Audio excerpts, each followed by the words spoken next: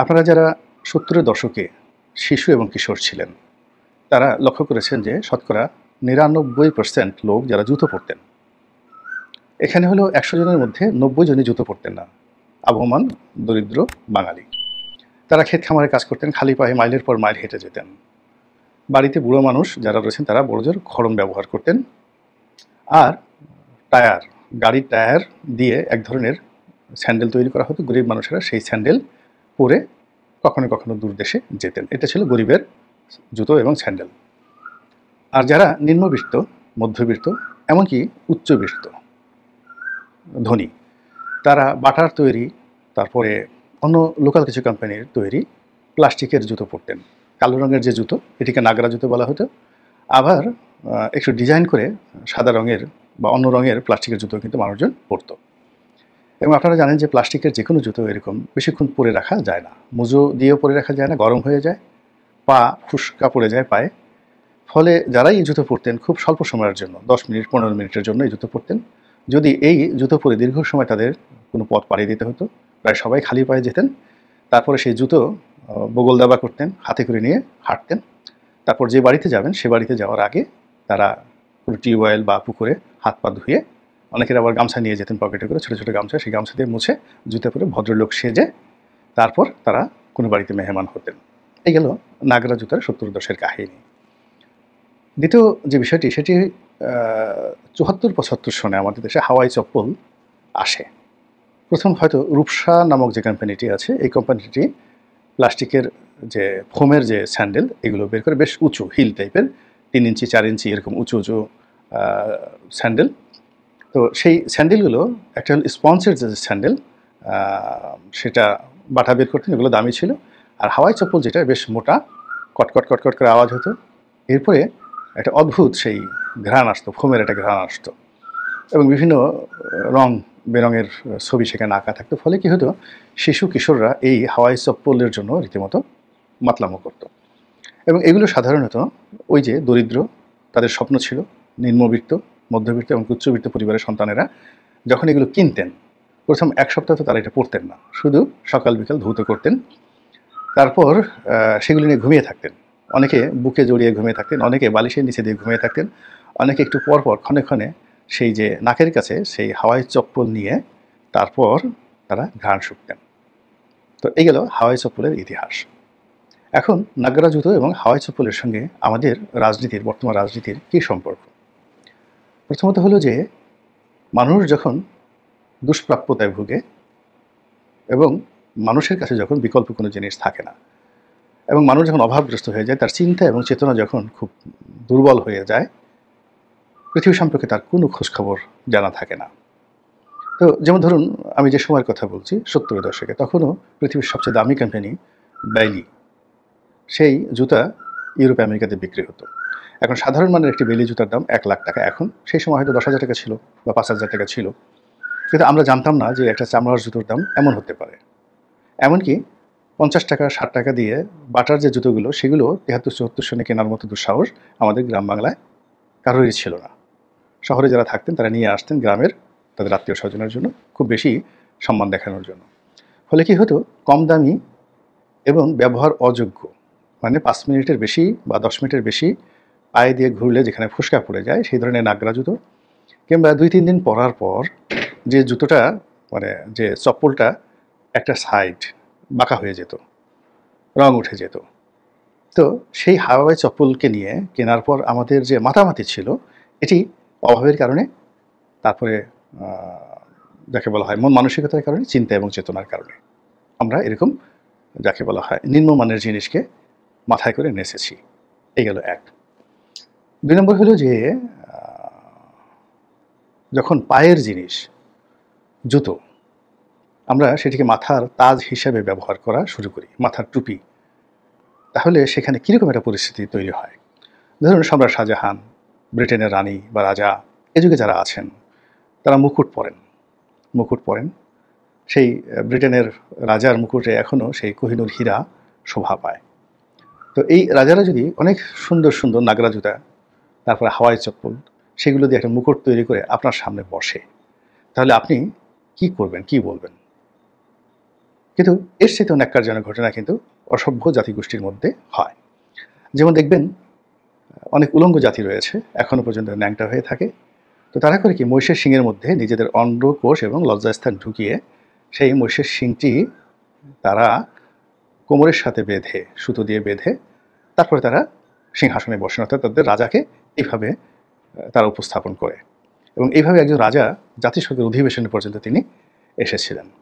অনেক রাজা সম্পূর্ণ উলঙ্গ থাকেন, মাজায় বিভিন্ন রকম পশুর দাঁত, তারপরে পাখির ঠোঁট, পালক, এগুলো তার কোমরে, তার যে সে যে অনেক শিকার করেছে, বাঘ, সিংহ, হাতি, ঘোড়া, এগুলো তার কোমরে থাকে। আর তার মাথায় এরকম বিভিন্ন রকম দুর্লভ পাখির যে পালক, এগুলো তার মাথায় দিয়ে ঘুরে। আপনি আমাজনের জঙ্গলে এবং আফ্রিকার জঙ্গলে এরকম অনেক উপজাতি গোষ্ঠী পাবেন, তারা তাদের রাজাদেরকে এইভাবে সাজায়। তো কাজেই সভ্য জগতের যারা মানুষ, তারা মাথার তাজ কখনো হাতে নেয় না, এবং তারা মাথার তাজ এমনভাবে রাখে ওটা মাথার সমপর্যায়েই থাকে। দ্বিতীয়ত, অসভ্য যারা জাতি, তারা জুতো বা পায়ের যে কোনো পাদুকা তারা মাথায় তুলতে তাদের একটু দেরি লাগে না। আমাদের এই যে রাজনীতি, এই রাজনীতিটা থাকে কোথায়? আমাদের মস্তিষ্কে। রাজনীতি হলো হিউম্যান বিহেভিয়ারের সবচেয়ে দামি একটা বিষয়, সর্বোচ্চ একটি আর্ট, শিল্পকলা, সর্বোচ্চ সাহিত্য। এর চেয়ে বড় সাহিত্য আর হতে পারে না রাজনীতির চাইতে। তো এই রাজনীতির চাবিকাঠি, এটা কেবলই মস্তিষ্কে শোভা পায়। এই রাজনীতির চিন্তা চেতনা কেবলই মস্তিষ্কে শোভা পায়, বড়জোর মন পর্যন্ত, অর্থাৎ হৃৎপিণ্ড পর্যন্ত আপনি আনতে পারবেন। পেটের মধ্যে আনলে এটা পায়খানা হয়ে যাবে। রাজনীতি পেটের মধ্যে আনলে আনা যায় না, মুখের মধ্যে ঢুকিয়ে এটাকে গলধকরণ করা যায় না। এটি বায়বীয় মস্তিষ্কে থাকে, মস্তিষ্ক থেকে বড়জোর আপনি হৃদয়ের মধ্যে এটি আনতে পারবেন। কিন্তু এই রাজনীতিকে যদি আপনি ফুটবল বানিয়ে ফেলেন, এই রাজনীতিকে যদি আপনি হাওয়াই চপ্পল বানিয়ে ফেলেন, নাগরা জুতো বানিয়ে ফেলেন, তাহলে জাতি হিসেবে আপনি সেই অসভ্যের কাতারে পড়ে যাবেন। তো এই যে রাজনীতি, শ্রেষ্ঠ মানুষেরা রাজনীতি করবেন, শিক্ষিত মানুষেরা রাজনীতির উপদেষ্টা হবেন, দার্শনিক হবেন। রাজা যত বড়ই শিক্ষিত হন কিংবা যত অশিক্ষিত হন, এটা কোনো সমস্যা হয় না। রাজার পারিষদ বর্গ হতে হবে শিক্ষিত, সম্ভ্রান্ত, এবং শত শত বছর ধরে সেই পারিষদ বর্গের একটা ঐতিহ্য থাকবে রাজনীতি করার। যেমন ধরুন আব্বাসীয় খেলাফত। তো আব্বাসীয় খেলাফতকে যারা চালাতেন, খলিফা ছিলেন জাস্ট একটা মনুমেন্ট, চালাতেন বার্মেকি পরিবার। জাফর বার্মেকি, ইয়াহিয়া বার্মেকি খুব বিখ্যাত, আবুল মনসুর, খলিফা আল মনসুর, কিংবা আবুল আব্বাস সাফা থেকে শুরু করে একেবারে খলিফা হাদি পর্যন্ত প্রধানমন্ত্রী হিসেবে এই বার্মেকি পরিবারের ইয়াহিয়া বার্মেকি তিনি যাকে বলা হয় সেবা দিয়েছেন। তারপরে তার মৃত্যুর পর তার সুযোগ্য সন্তান জাফর বার্মেকি, তিনি প্রধানমন্ত্রীর দায়িত্ব নেন খলিফা হারুন আর রশিদের জামানাতে, এবং তারা দুজন খুব ঘনিষ্ঠ বন্ধু ছিলেন। একইভাবে মুঘল সাম্রাজ্যের আপনি যত সফলতা দেখেন, সব সফলতার পিছনে এরকম যোগ্য লোকদের আপনি পাবেন পারিষদবর্গ হিসেবে। তো সেই দিক থেকে যদি আপনি এখন এই সময়টিতে আপনি রাজনীতিতে দেখেন, তাহলে দেখবেন যে এখানে কোহিনূর হীরার মতো মূল্যবান কোনো সম্পদ রাজনীতির ময়দানে নেই, কিংবা স্বর্ণ মুকুটের মতো শোভাবর্ধনকারী কোনো হীরামণি মুক্তা জহরত এই রাজনীতির অঙ্গনে নেই। এখানে প্রায় সব রাজনীতি দলকেন্দ্রিক, এবং দলকানা মানুষগুলো এরকম যে তাদের দলের যিনি নেতা, তিনি যত মন্দই হন না কেন, সবাই তাকে বলবে মাশাল্লাহ, সুবহানাল্লাহ, এ নেপোলিয়ন বোনাপার্টের চাইতেও বড় নেতা। অথবা সে যদি অন্ধ, বধির, বোবা, কালা হন, তবুও তাকে নিয়ে তারা উল্লসিত হয়ে যাবে। এটা হলো দলীয় রাজনীতি। গোত্রীয় রাজনীতির একই অবস্থা। নিজের গোত্রের মধ্যে, সম্প্রদায়ের মধ্যে যারা রাজনীতি করেন, তারা চরিত্রহীন, মদখোর, জুয়া খেলেন, দুর্নীতি করেন, ধর্ষণ করেন, এগুলো কোনো বিষয়ই নয়। তাদের দৃষ্টিতে এরা হলো রাজনীতির একেবারে ফেরেশতা। আকাশের কলঙ্ক থাকতে পারে, চাঁদের কলঙ্ক থাকতে পারে, কিন্তু তাদের নেতার কোনো কলঙ্ক নেই। এই গেল গোত্র। এরপর হলো বংশপ্রীতি। মানে বড় বড় রাজনৈতিক দলগুলোতে যতই আপনি অযোগ্য হন না কেন, আপনি যদি বংশধারায় থাকেন, তাহলে আপনার সামনে আপনার দলের কোনো ব্যক্তি কথা বলতে পারবে না। এটাই আমাদের দেশে চলে আসছে। কারো নাম বলে কোনো দলের নাম বলি, আলাদাভাবে মেনশন করার দরকার নেই, আপনারা সব কিছু বুঝেন। কিন্তু এটা যতটা না ভয়াবহ, তার সাথে বেশি ভয়াবহ হলো, ধরুন এই যে গোত্রীয় রাজনীতি, ধর্মীয় রাজনীতি, তারপর দলীয় রাজনীতি, বংশীয় রাজনীতি, এই রাজনীতিতে যিনি প্রধান ব্যক্তি হন, তিনি তার রুচি এবং অভিরুচি অনুযায়ী যাদেরকে বন্ধু এবং বান্ধব বানান এবং যাদেরকে মাথায় উঠান, তারা আমাদের এই সমাজে ওই যে 70-এর দশকের যে নাগরা জুতো অথবা হাওয়াই চপ্পল, এদের চাইতে এদের যে যোগ্যতা, এদের যে অভিজ্ঞতা, এদের যে রুচি, এদের যে অভিরুচি আমার কাছে বেশি মনে হচ্ছে না। ফলে কি হচ্ছে, একদিকে দেশের পাহাড় সমান সমস্যা, নেতৃত্ব দেওয়ার জন্য যুদ্ধ করার প্রয়োজন, তলোয়ার দরকার, সেই তলোয়ার চালানোর জন্য সেনাপতি দরকার।